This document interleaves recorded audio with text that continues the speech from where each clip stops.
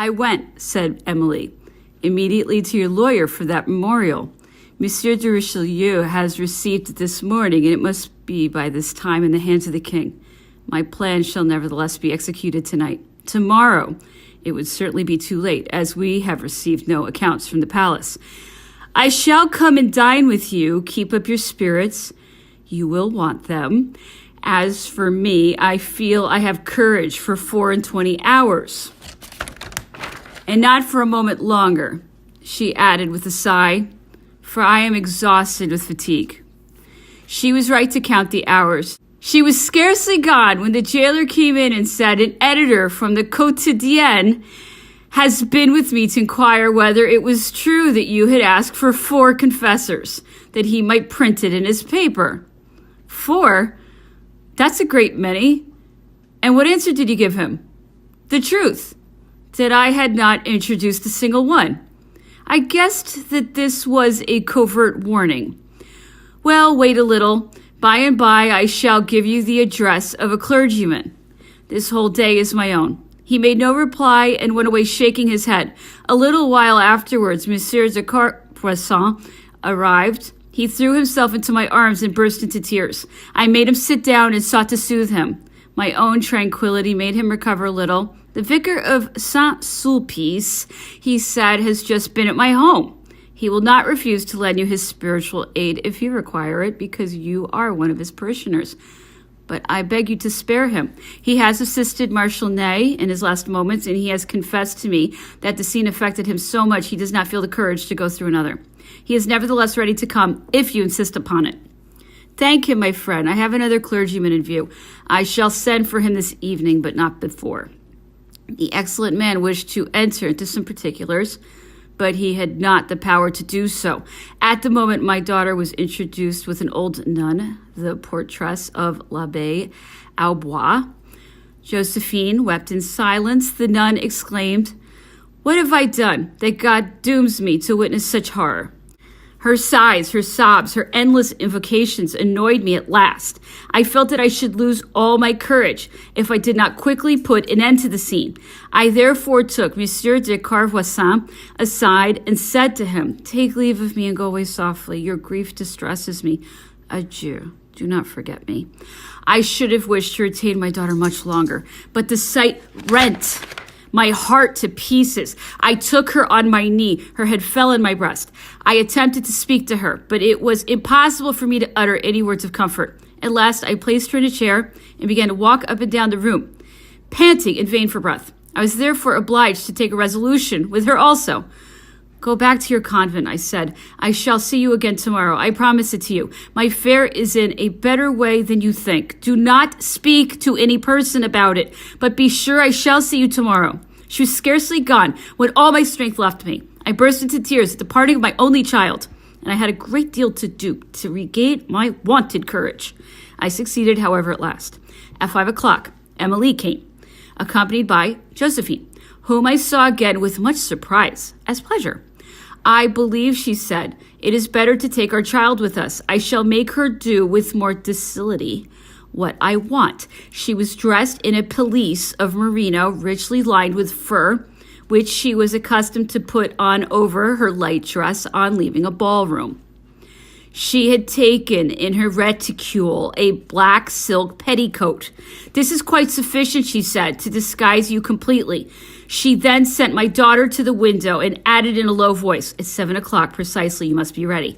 All is well prepared. In going out, you will take hold of Josephine's arm. Take care to walk very slowly. And when you cross the large registering room, you will put on my gloves to cover your face with my handkerchief. I had some thoughts of putting on a veil, but unfortunately, I have not been accustomed to wear one when I come here. It is therefore of no use to think of it. Take great care when you pass under the doorways, which are very low, not to break the feathers of your bonnet, for then all would be lost. I always find the turnkeys in the registering room, and the jailer generally hands me to my chair, which constantly stands near the entrance door. But this time it will be in the yard, at the top of the grand staircase. There you will be met after a short time, Monsieur Badu, who will lead you to the cabriolet and will acquaint you with the place where you are to remain concealed. Afterwards, Let God's will be done, my dear. Do exactly all I tell you. Remain calm. Give me your hand. I wish to feel your pulse. Very well. Now feel mine. Does it denote the slightest emotion? I could perceive that she was in a high fever. But above all things, she added, let us not give way to our feelings. That would be our ruin. I gave her, however, my marriage ring on the pretense that if I were stopped in my journey to the frontiers, it would be advisable not to have anything about me by which I might be known. She then called my daughter and said to her, listen attentively, child, to what I'm going to say to you, for I shall make you repeat it. I shall go away this evening at 7 o'clock instead of 8. You must walk behind me because you know that the doors are narrow. But when we enter the long registering room, take care to place yourself on my left hand. The jailer is accustomed to offer me his arm on that side, and I do not choose to take it. When we are out of the iron gate and ready to go up the outside staircase, then pass to my right hand, that those impertinent gendarmes of the guardhouse may not stare in my face as they always do. Have you understood me well? The child repeated the instructions with wonderful exactness. She had scarcely finished when St. Rosas came to us. He had got introduced under the pretense of accompanying Madame de Lavalette home, but his real aim was to see me once more, for he was not in our confidence. His presence would have been a great restraint upon us. I took him therefore aside and said to him, leave us now, my friend. Emily has yet no idea of her misfortune. We must let her continue in her ignorance. Come back at 8 o'clock. But do not come in if the sedan chair is no longer there. In that case, go immediately to her house, for she will be there. I embraced him and forced him out of the door. But there soon came another visitor. It was Colonel Briqueville, whose wounds had kept him at home for above 2 months. He had not expected to see my wife, and he soon perceived that his presence might be intrusive, though he was not yet acquainted with the whole extent of my horrible situation. So great was his emotion that I was afraid it would become contagious. Leave us, I whispered to him. This is the last time I see her. One moment's weakness may kill her. At last we remained alone. I looked at Emily. I thought of all the obstacles I should find in my way and which would overwhelm us. A fatal idea crossed my mind. Suppose, said I, you were to go to the jailer and offer him 100,000 francs if he will shut his eyes when I pass. He will perhaps consent, and we shall all be saved. She looked at me for a moment in silence and then replied, well, I will go. She went out and came back after a few minutes. I already repented the step I had made her take. I was sensible how useless, how imprudent it was. But when she returned, she said to me calmly, it is of no use. I drew from the jailer but a few words, and these were sufficient to convince me of his honesty. Therefore, let us not think no more of it. Dinner was at last brought up. Just as we were going to sit down to table, an old nurse of ours, Madame Dutoit, who had accompanied Josephine, came in very ill. Madame de Lavalette had left her in the registering room, intending to send her after me when I should be gone. But the heat of the German stove and her emotion made her so ill, and she had so long insisted on seeing me once more, that the turnkey let her in without the permission of the jailer. Far from being useful to me, the poor woman only added to our confusion. She might lose her presence of mind at the sight of my disguise, but what was to be done? The first object was to make her cease her moanings, and Emily said to her in a low but firm voice, no childishness. Sit down to table, but do not eat. Hold your tongue, and keep this smelling bottle to your nose. In less than an hour you will be in the open air. This meal, which to all appearance was the last of my life, was terrible. The bits stopped in our throats, not a word was uttered by any of us, and in that situation we were to pass almost an hour. 6 3/4 struck at last. I only went 5 minutes, but I must speak to Bonneville, said Madame de Lavalette. She pulled the bell, and the valet de chambre came in.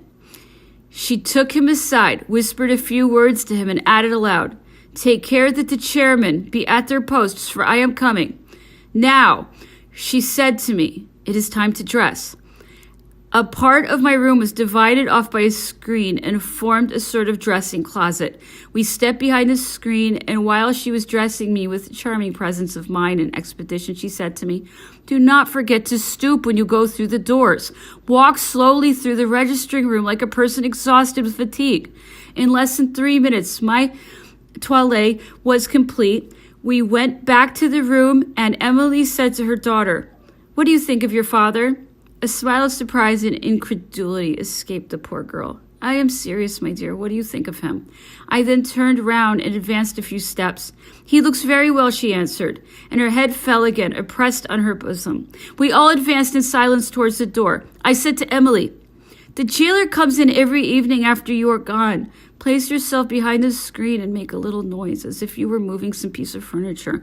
He will think it is I and will go out again. By that means I shall gain a few minutes, which are absolutely necessary for me to get away. She understood me, and I pulled the bell.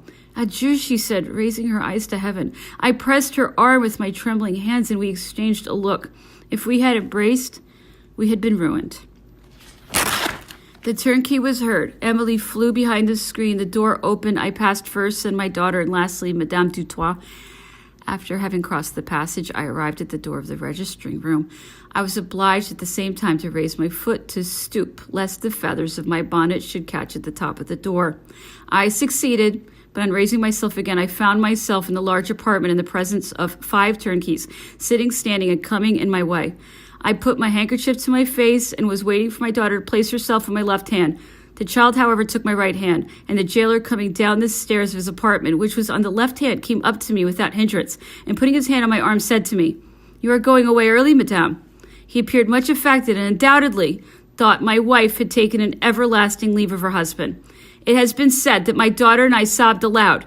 The fact is, we scarcely dared to sigh.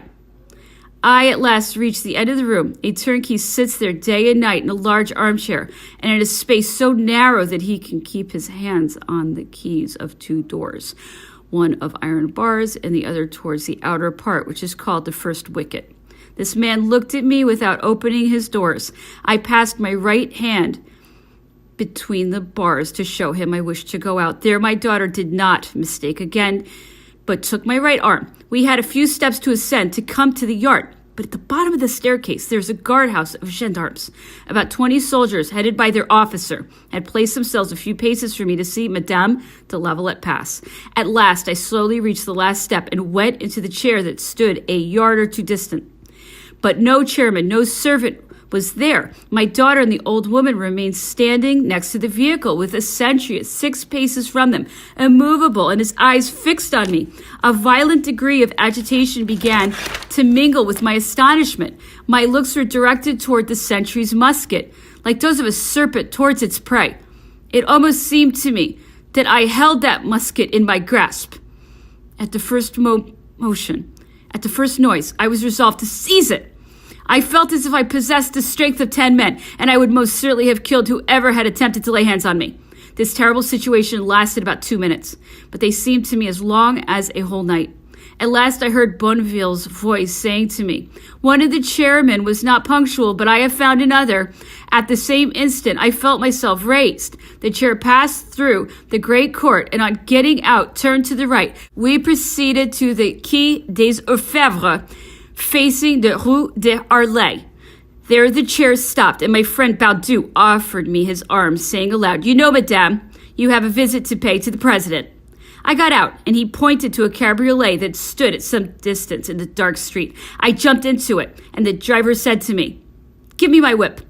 I looked for it in vain. He had dropped it. Never mind, said my companion. A motion of the reins made the horse start off in a quick trot. In passing by, I saw Josephine on the quay, her hands clasped, and fervently offering up prayers to God. We crossed the Pont Saint-Michel, the Rue de la Harpe, and we soon reached the Rue de Vaugirard, behind the Odeon Theatre.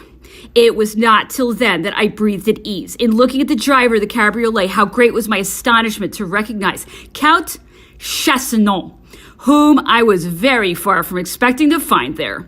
What, I said, is it you? Yes. You have behind you 4 double-barreled pistols, well loaded. I hope you will make use of them. No, indeed, I will not compromise you.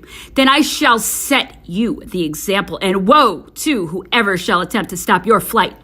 We entered the new boulevard at the corner of the Rue Plumet. There we stopped.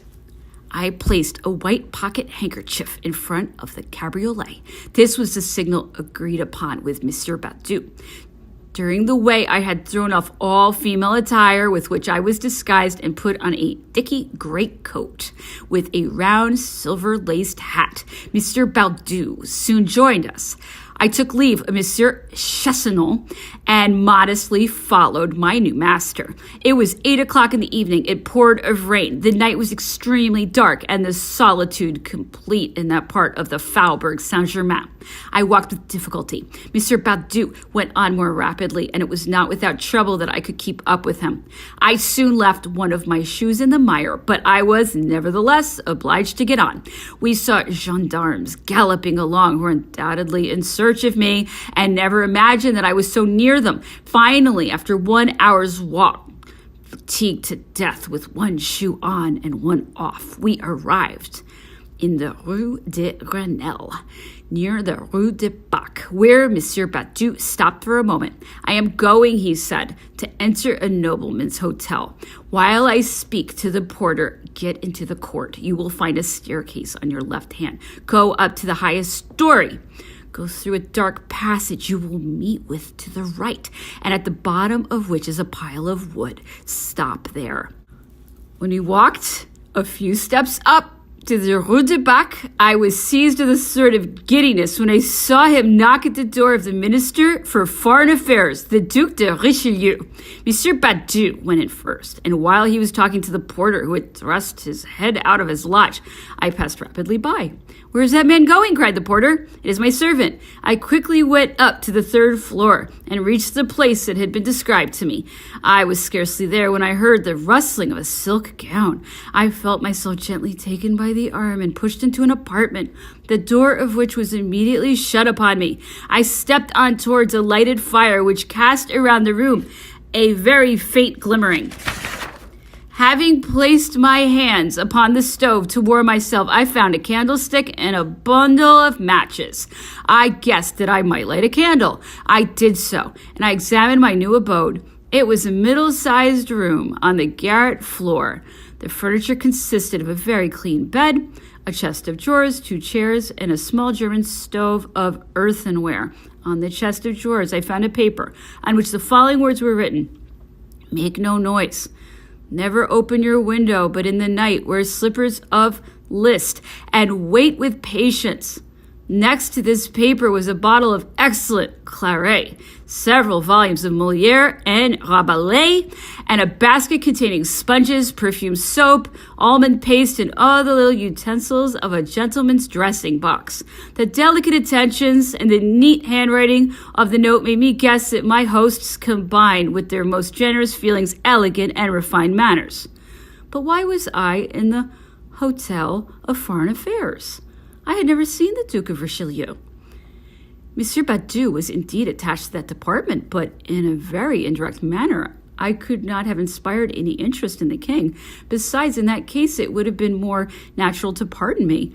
If I was there by the connivance of the minister, what reason could he have had to violate his sacred duties, belie the loyalty he owed to his sovereign, associate himself with the party of Bonaparte, and protect a criminal sentenced for conspiracy?